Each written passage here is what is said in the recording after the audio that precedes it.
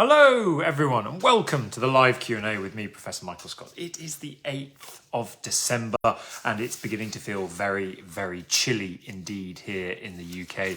I got up this morning to head to London. It was kind of in the minuses, very much in the minuses indeed. So I hope you are wrapped up warm wherever you are in the world and that you've got your half an hour with us now to delve into the wonders of the ancient world and ignore the freezing cold furore that goes on in the outside world, where we can geek out together about the joys of the ancient world. So kind of as you may remember from last time, we were talking about my Roma. What are your favourite little slightly off the beaten path hidden jewels of Rome that you are willing to share with us all so that we can all benefit from our collective wisdom and experience when we next go to this great city?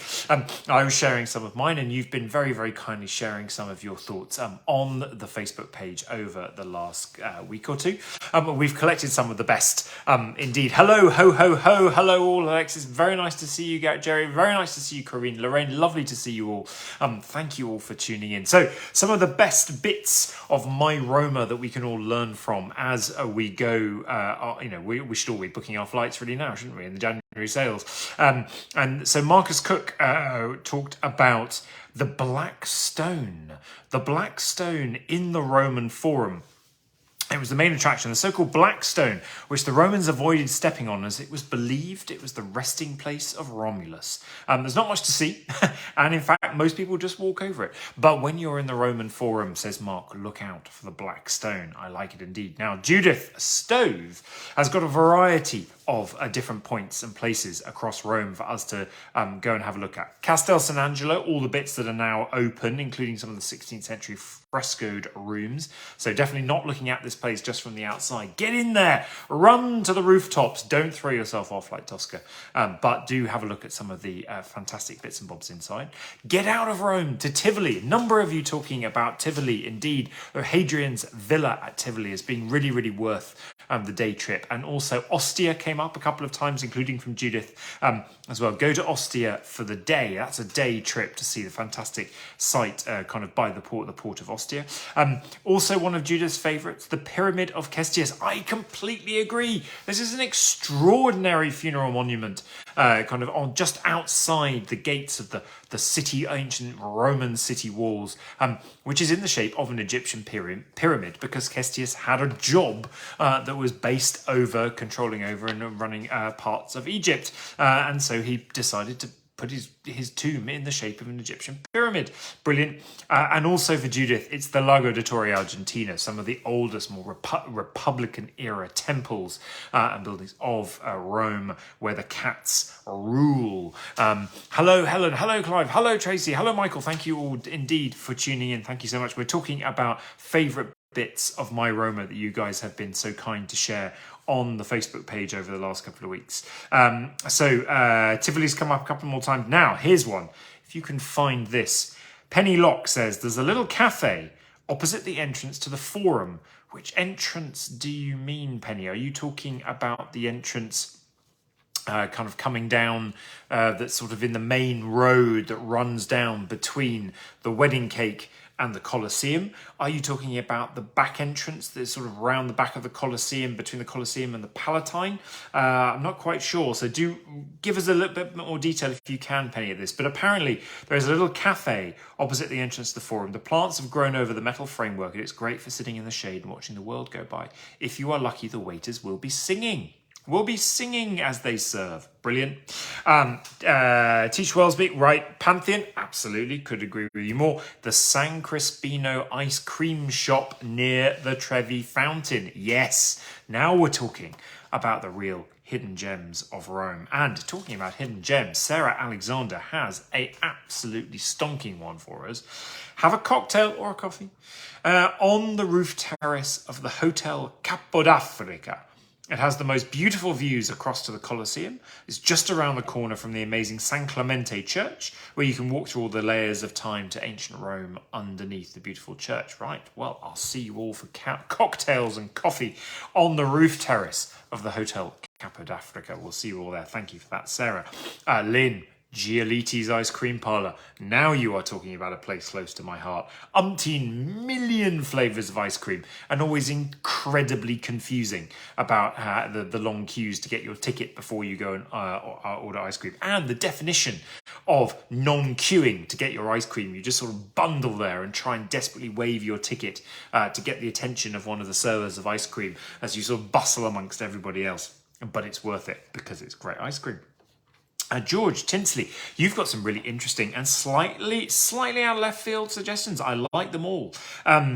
Mussolini's Stadio dei Marmi, The Mouth of Hell, the monstrous entry to painter and art historian Federico Zuccali's house, Prince Giovanni Torlonia's Owl House, and the Boxer at Rest statue at the Museo Nazionale Romano. Wow, what a selection. We are gathering a brilliant Roman tour here.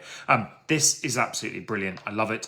And then our last one comes in from Amy Logalbo. Trajan's Market as a good site to go to, absolutely. But also a personal recommendation from Amy for La Lanterna restaurant.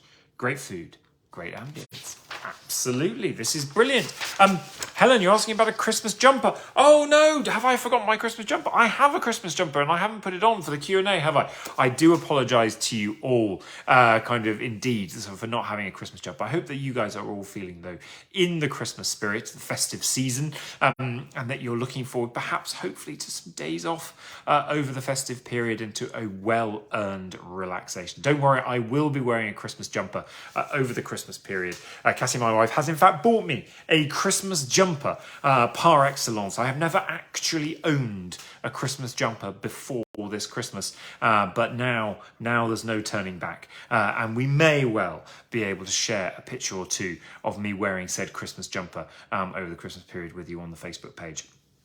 Alexi, you're all sat there in Christmas jumpers. Okay, now you're making me feel really bad that I've missed out on this. I apologise profusely to you all. So we've had some great questions in from you as well. Thank you all for your kind of contributions to the My Roma section. Maybe we'll try this with another city before too long. Where would be the city to go to next to gather our collective recommendations? Would it be Athens? Would it be another city of your choice from around the Mediterranean world? You guys could perhaps help us choose. Would it be Istanbul, perhaps? So do send in your thoughts now over the comments about what city we should do our collective best tips about. My fill in the blank, and we should then be able to, in the next Q&A in the new year, perhaps we can start to kind of bring our collective wisdom to the fore. Alex is voting for Athens, but there may be others out there. Which cities do you want? Jerry is looking forward to Saturnalia first. Absolutely, yeah. Let's not waste a single celebration as we move smoothly through December and into the new year. Now, you've also been sending in some great questions. Noreem Nassim has been asking about, we were talking about all the scanning that was done for the Invisible Cities TV series last time, and the different kind of things that scanning can be used to detect, as opposed to some of the other kind of more heavy duty kind of archaeological excavation scanning, which is actually trying to see things under the ground that doesn't quite exist. Now, Noreem was asking about the machines used for the laser scanning, because you're doing a dissertation on the use of technology on historical excavation and work. Now, ScanLab Projects are the people to get in touch with here. Matt and Will, who run ScanLab Projects, are absolutely fabulous. They're the ones who did all the scanning for us in the programs, and they can fill you in on all the technical detail you may like, Noreen. But the name, as far as I can work out, simply is a laser scanner, or rather it has a Geosystems laser scanner. But if you want to Google for the sorts of things that we're talking about, if you have a look at laser scanning, Geosystems laser scanning for Leica, perhaps the company Leica do quite a few of these systems, kind of at different levels of resolution, power of scanning, distance that can be used, all of these sorts of things. You'll find the details there. So hopefully, Noreen, that's helpful. But if not, do write into us at michaelscottacademic@gmail.com or through the Facebook page, and we can put you in touch directly kind of with ScanLabs as well if you've got some more questions. So Noreen, thank you for that. Now, talking about festivals, we had a question that we didn't get to from last time that I promised to put front and center this time, and that was from Stacey. Stacey, now is it Stacey Sips or Stacey Sipes? Please forgive me if I've mispronounced your name. But this was a question that came in when Thanksgiving was being celebrated in the US. And she's sure that there are multiple celebrations and feasts in ancient times covering harvest, plenty, etc. What were the most important or likely best attended, and did everyone contribute? This is a really interesting question. So there's a number of, if we think about just the Greek world, from a number of different festivals relating to different points in the agricultural year. But they all tend to have a focus around the goddess Demeter. So the goddess Demeter obviously linked to the goddess of grain, of harvest, of nature, and kind of that agricultural cycle. But the agricultural cycle itself is, of course, explained by the myth of Demeter, and particularly Demeter and her daughter Persephone, and her kind of loss of Persephone as she was abducted down to the underworld to be married to Hades, and then the eventual solution that is reached, the compromise, if you like, in which Persephone has to spend part of her year in Hades, down in the underworld with her husband, and part of the year is allowed to be back with her mother. And it's that cycle of Persephone going and coming that is then said to give us the seasons, as Demeter's joy and happiness increases, of course, when Persephone is with her, and then decreases when Persephone disappears into the underworld, with the resultant autumn, winter, springs, and summers. So we have a number of festivals that celebrate different points in that year, and they're all very, very important, all focused around Demeter, but all actually quite interesting, odd festivals in many different ways. So, for example, there's the Thesmophoria, which Aristophanes wrote a great play about. And this was a kind of a festival that was of continual interest, particularly to the Athenian men of Athens and elsewhere, because it was an all-female festival. Another thing that we tend to see with a number of these kinds of agricultural worshipping festivals, that they are often women-only festivals, like the Thesmophoria. This was at the time of sowing the seed, so kind of late October time, something like that.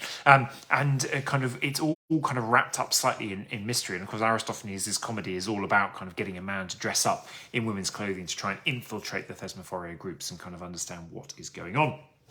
These are secret rites, if you like, kind of part of the bond between women and Demeter, the goddess. But we think a number of things kind of circulated around the sacrifice of pigs, and particularly piglets, kind of in ritual pits, and then these pigs were left to sort of rot away, and that kind of, if you like, an accord, an agreement, a giving, an offering, a dedication, a kind of exchange was happening between the women performing the rites of Thesmophoria and the goddess Demeter. Another one we've got is that I keep saying this as kind of the Haloa festival, specifically the Aloha festival, the Haloa festival. This kind of took place at a specific place, and more like at Eleusis, which was a sanctuary very much associated with Demeter and Cora, the daughter of Demeter and Persephone. This one is more actually a kind of midwinter kind of festival, so in the month of Posidonia time, and it's all about first fruits. Now, it's a kind of odd time of year for us to be thinking about first fruits festival, but it's sort of adjudicated at this time because it is not only for Demeter in this particular case, but also celebrating and in honor of Dionysus, because we are interested here in first fruits, first grapes. We're interested both in the harvest in food, and we're interested in wine. So kind of this Demeter Dionysus kind of link up through the Haloa festival, which kind of means that's the right time of year for it to be, because of course it was in winter time when Dionysus was actually at his most powerful, benevolent, and sort of present.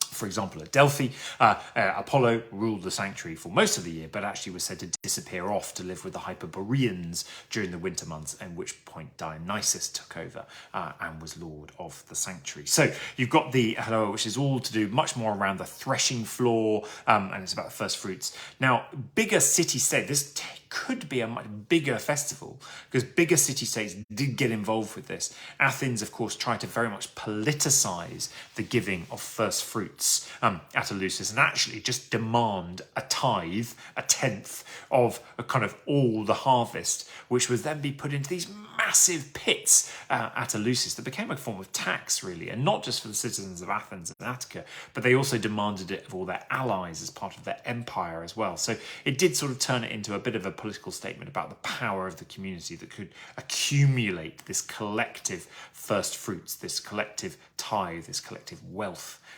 as well as, of course, honouring the gods. So, Stacey, thank you so much indeed for your question. Lots going on. Thankfully, we don't do quite anything like that in Thanksgiving festivals today, but kind of it's good to see that we are still, of course, very much tied to the agricultural year, even though we live in a world now where kind of for both good and ill, things can be brought to us from all over the world at any time of year. And as a result, sometimes we can feel actually quite divorced from that rhythm of the agricultural year. And maybe we need to get back to that a little bit more. The Phoenicians is asking on this, near Enna in Sicily, there's a lake called Pergusa. Legend goes that it was made from the tears of Demeter. There you go.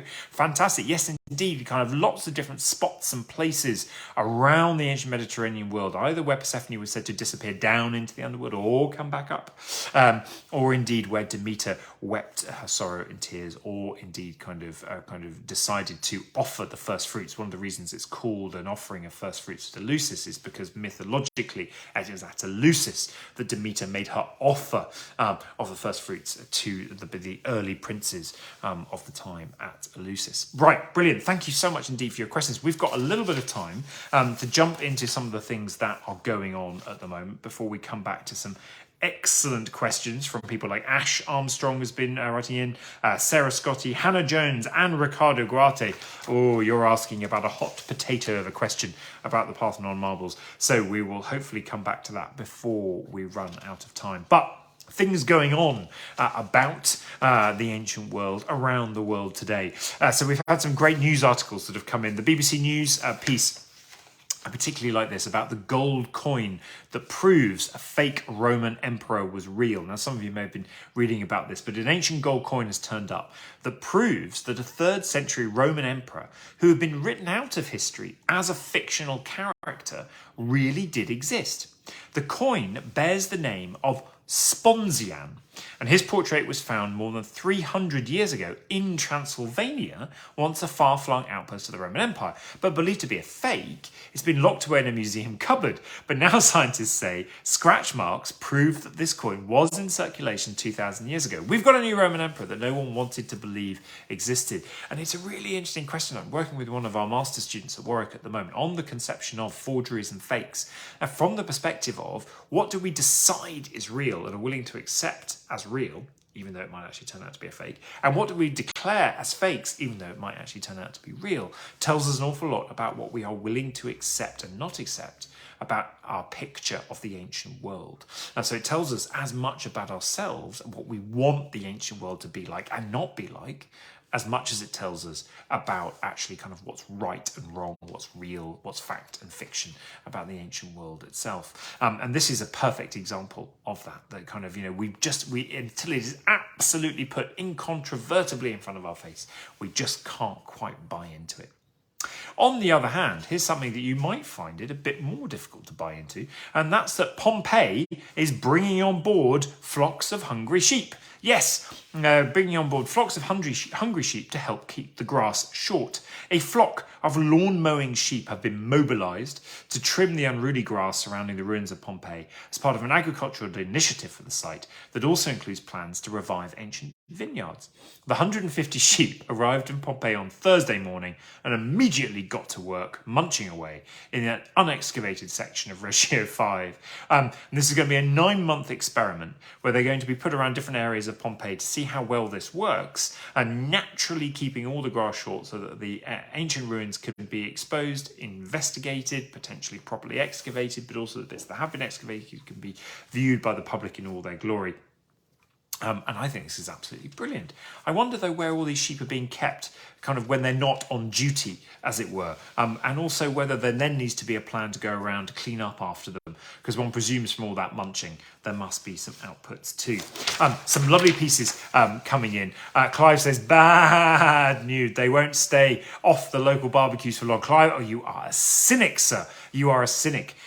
What is a sheep's favourite car? This is a joke from my daughter's school play. What is a sheep's favourite car? The Lamborghini. There you go. Kind of absolute classic. You didn't think you could get away. We've got a Christmas cracker joke or two for you here in this broadcast today.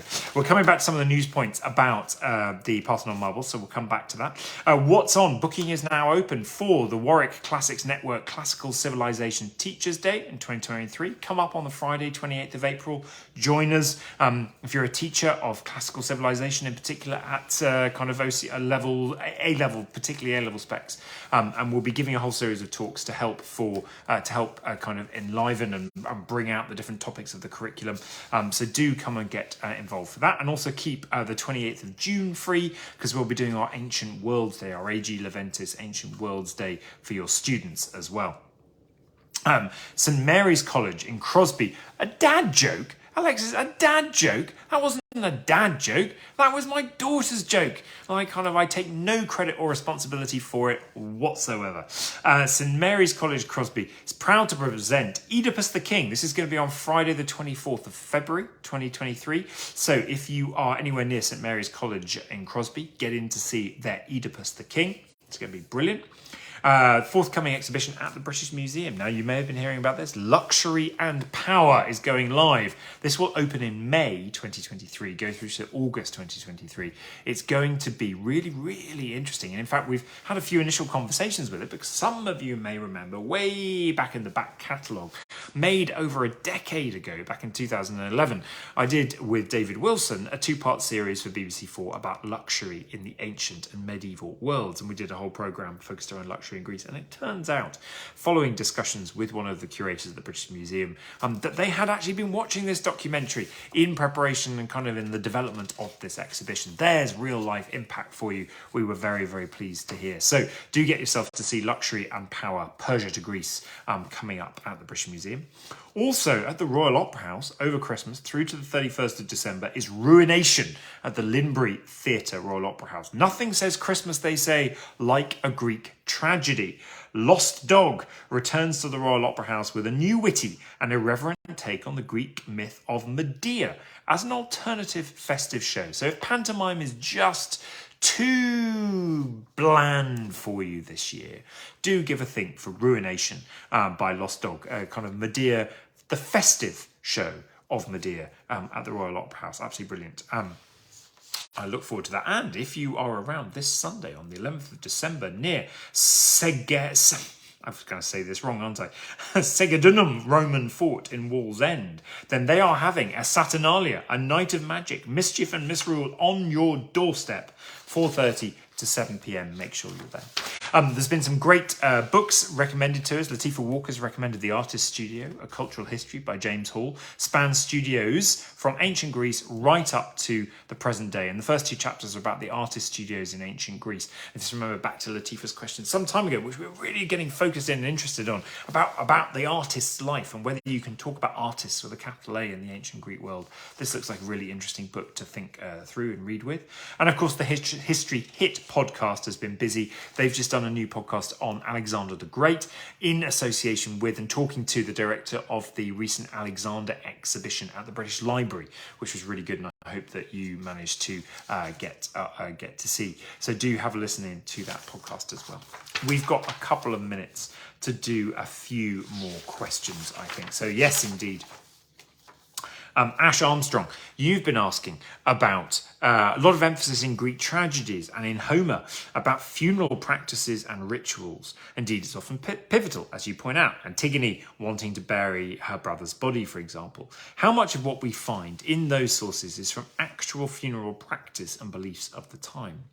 So Ash, I think what you're getting at here is the kind of should we see the kind of ways in which they're talking about funeral practice within these tragedies as reflecting actually what they would then go out of the theatre and do themselves when they were enacting funeral practice? And we can think about that in two ways, I guess. One is, these at the end of the day are plays that the Athenians, mostly Athenian audiences, are sitting down to watch in the theatre of Dionysus in Athens. Now, they're going to have to be realistic enough to be able to be understandable and kind of engageable with. They're going to have a plot line that people at the audience of the time are going to buy into.